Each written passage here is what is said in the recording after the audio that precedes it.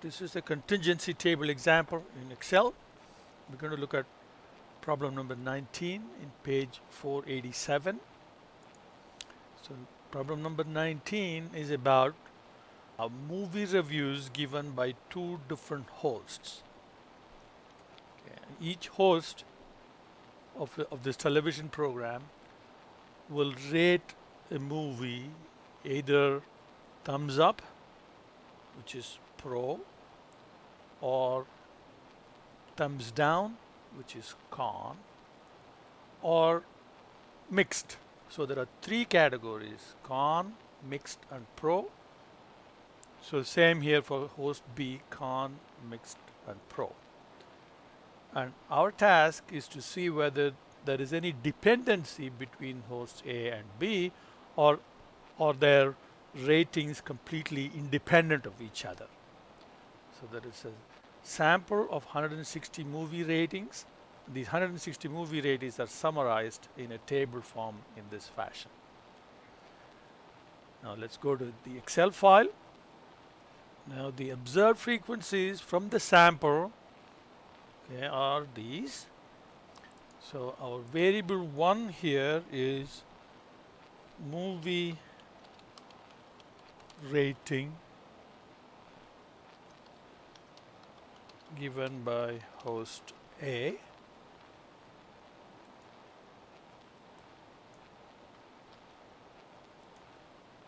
and variable 2 is movie rating given by host B. Now the null hypothesis is the movie ratings given by the two hosts are independent of each other. So the alternative hypothesis then is the movie ratings given by the two hosts are not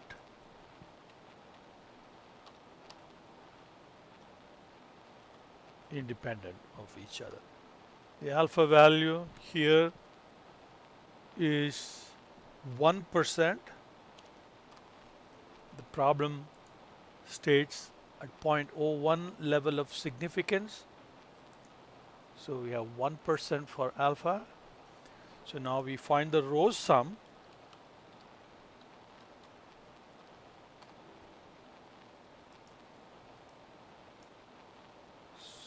So that's the ratings of host A.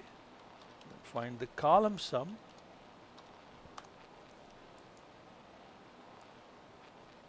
That's the rating for host B. Then if you sum either the row totals or the column totals, you will get the grand total of 160. Now these are the observed frequencies. Now we have to set up the expected frequencies, and the expected frequencies are this row total. We need to absolute reference these cells carefully. As we copy across the columns should remain at E. When you copy down the rows should change from 14 to 15, 15 to 16. So here the dollar sign should go to E and not to 14. Then you multiply by the column sum, and here as you copy, the column should change, but the row should remain 17. Then finally divide by the grand total. The grand total should always come from cell E17, so you should have dollar sign for both E and 17. So this gives us a formula that we can copy to get the expected frequencies. Now of course when you sum the rows, you should get exactly the same numbers as before, and similarly when you sum the columns, it should be exactly same as before.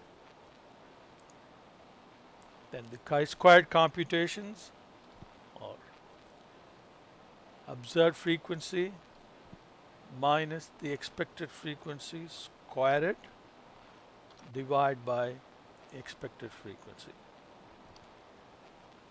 copy that for the 3 columns and the 3 rows. Put the border back.